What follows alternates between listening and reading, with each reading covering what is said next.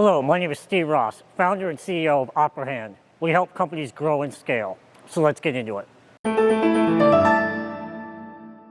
To enhance the culture, again, I think it comes down to how well ingrained are your values to your culture. I spent a lot of my career working at companies where we may not even have known what the values were, right, as employees, and that's kind of common.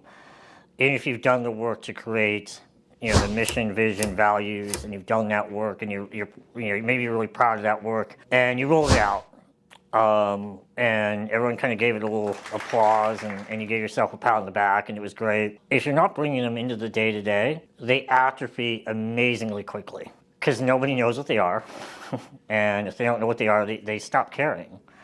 Because the day-to-day just becomes the day-to-day, right? I got to get my job done. I've got a project I'm responsible for. I've got a sale I've got to close. And so getting into how do we plug that in so that it's very much in the DNA of the company. So you're going to hire somebody. What interview questions can you ask that can kind of ferret out, do their values match your values? You want to recognize somebody at a team meeting. Cool, they closed a big sale. What value did they also demonstrate in getting that sale? You want to promote somebody. How well are they demonstrating your values that you care about in their day-to-day? So yes, performance, KPI, numbers, that all matters. But there's also the intangible of are your people living what you care about most? As you grow, particularly if you're a CEO, business owner, you can't touch everything at some point.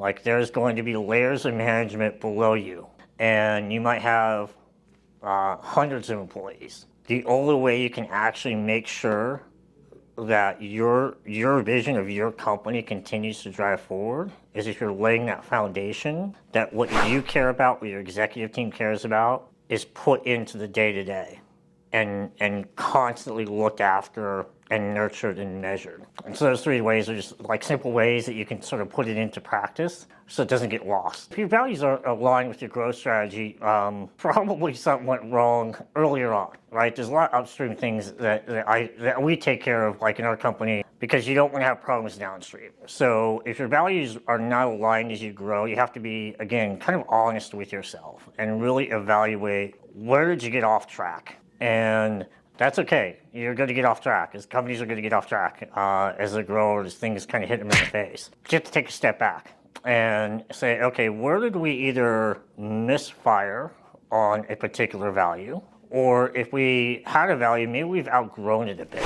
So one example would be, we value that senior executives do white glove service with every customer. That's a fantastic value for a startup or for a small company.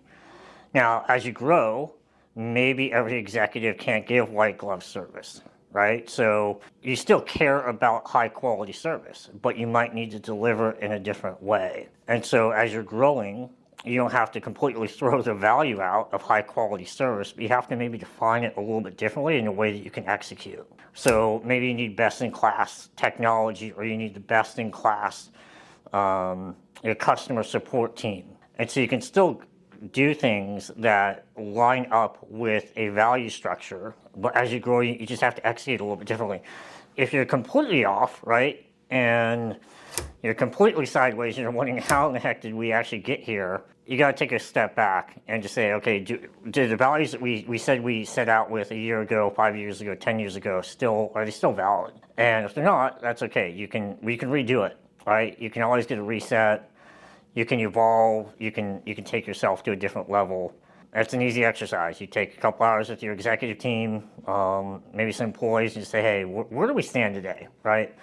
And kind of come out with a new, more clear set of values that make sense for the stage that you're on. Your values and your growth should be absolutely tied together.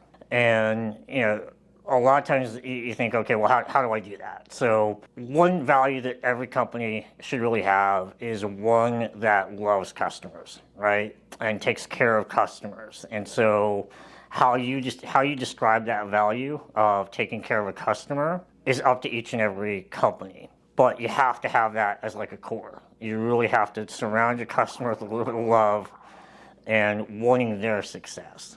And if you have one of those at your core, you're more likely to be able to grow because you're thinking more about how to take care of a customer than you are thinking about how to take care of yourself. So long term, it's actually an easy one to keep, right? How you actually execute it might become a little bit different over time, but if you have that as a centerpiece of your culture and your value stream, you're going to be feeling a lot better about how you just go out to the market and how you feel about bringing more people on, because you want to have that sort of, you feed off the energy of that value as you're growing. No matter what stage of company you are, it really defines the roles, the activities, the rituals you have in your company. And it gets hard to hold on to your culture as you grow. You got to come up with a set of values, right? We talk about that. You've heard that probably. Maybe you even have some that you put on a wall somewhere or in a Google document. But you've got to sort of live into those as early as possible. Like, be very clear what your values are. Understand what you really care about as a company. Because as you grow, you don't want to lose what you, particularly as an entrepreneur, value the most.